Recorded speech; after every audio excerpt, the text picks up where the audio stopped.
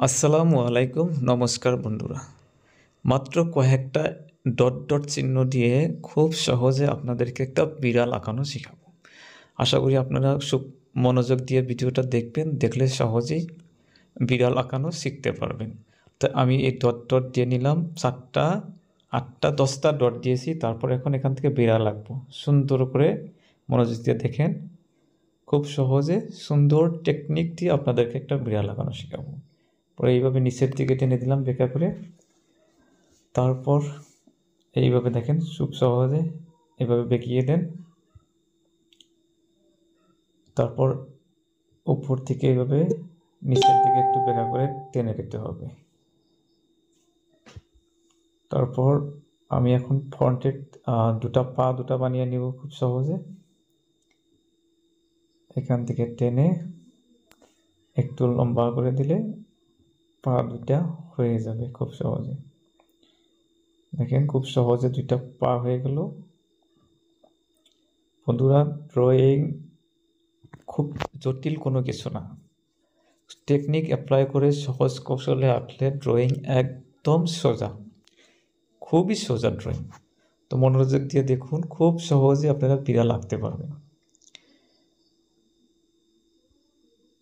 আঁকতে পারবেন এবং নিজে শিখে আপনাদের সোনামণিদেরকে, ঘরের ছোট ছোট ছেলে মেয়েদেরকেও কিন্তু খুব সহজ কৌশলে আপনারা এইভাবে টেকনিক অ্যাপ্লাই করে শেখাতে পারবেন। তো আশা করছি ভিডিওটা মনোযোগ দিয়ে দেখবেন। মনোযোগ দিয়ে দেখলে কোনো জটিল হবে না। তো বন্ধুরা, এখন আমি উপরে কান্তা বানিয়ে নিব সহজে।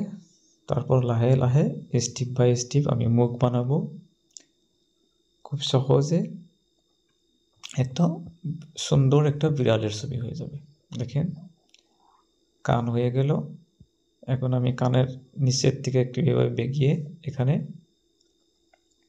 আমি মুখ বানাবো। তারপর আগে চোখ দুইটা দিয়ে নিচ্ছি। চোখের থেকে একটু নিচে টেনে দিতে হবে।